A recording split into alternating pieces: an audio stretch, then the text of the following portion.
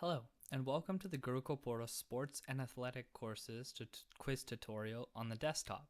So what you want to do first is you're going to want to open up a web browser on your desktop and search Gurukul Portal.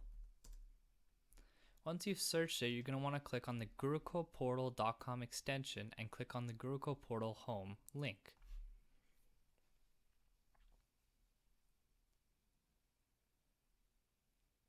When that loads up, we can see that we're brought to the home page and we have many options at the top here. We can either log into our existing account, sign up, and learn more about the company. However, we're going to go over the Quiz Me section in this video. So we can click on Quiz Me. And we can see we're brought to the Create a Quiz page. So, as you can see, Gurukul randomly assigns a quiz ID for the current quiz we're about to create. And we can retake an old quiz if we're logged into a registered Gurukul Portal account. So, if we scroll down a bit, we can see that we can select the different course types, subjects, etc. for our quiz to tailor make it for ourselves. Now, if we select the course type, in this video we're going to go sports and athletic courses. The exam body, physical sports. Grade, doesn't matter, individual. Subject, let's pick anyone, like boxing. And the chapter and topic we can input, but let's not input them so we can get a wide variety of questions. And for the number of questions, we can go a maximum of 10 in an unregistered account. However, we can sign up for free and create as many as we want. So let's go 7 in this case. And so for the total time required, we can do anything from 30 minutes, 60 minutes to 5 hours. But in this case, we'll go 3 minutes for this video. So now we can click Quiz Me, and we can see that once we've entered all the spaces and click Quiz Me, it was created successfully. And as soon as we click this attempt button, the timer will start and the quiz will start as well. So let's click attempt. As you can see, the timer starts here, and this is the total time elapsed thus far in the quiz. And for the title, we can see the quiz ID and the various subsections we went to generate this quiz. Here we have the total number of questions we have in the entire quiz, the total duration, and the total number answered. So here's a question we have, and here is the options. So let's select an option, and as you can see, the total numbered answered goes up. Again, it goes up. However, let's suppose we don't know the answer to this question. Then what we can do is skip it by not selecting an answer and clicking next. Then, if we see how the total numbered answered doesn't go up. However, if we click another one and go next, then it does go up. So, if we continue towards the end,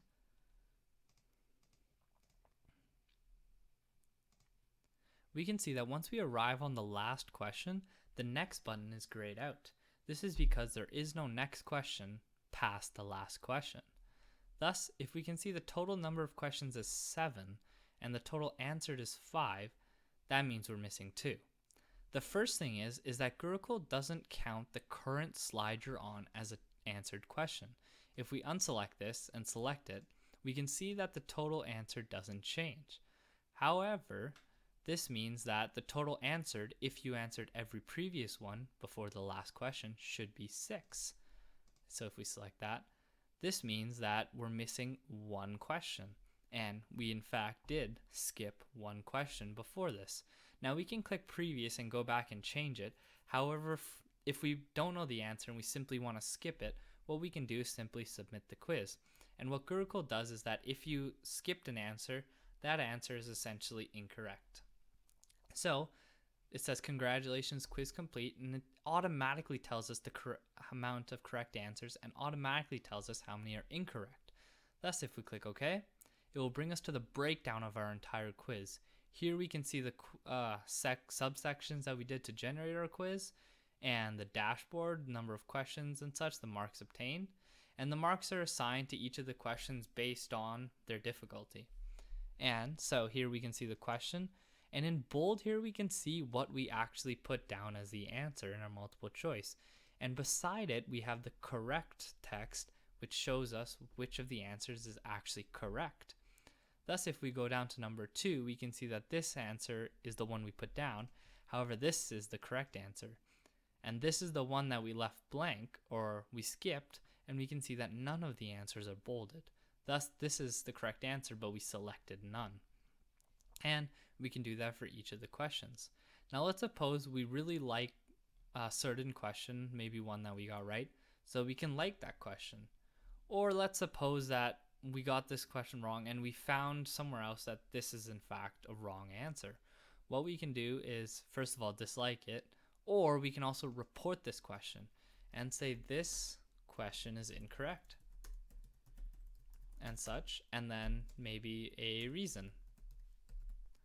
And essentially what we can do is actually paste links as well. And then something. And what this can do is that this can be sent to the actual Gurukul developers, and they can see if the question is incorrect and then make the appropriate changes for it. And if we click submit, it will go towards them. And we can do this for each of the questions. However, we can also create a new quiz by simply clicking this. But also, we can click this download button beside it and click download questions as a PDF. If we click that, we can see that Gurukul automatically generates a PDF document with all the questions in it. And if we go back and do the exact same things with the answered PDF, it does the same thing except shows you the answers for each of the questions. So now, if we go back and we click create new quiz, we can see that it brings us back to the exact same menu we were at before, and now we can create a new quiz with the exact same steps and it has a different quiz ID. So that's it. Thank you.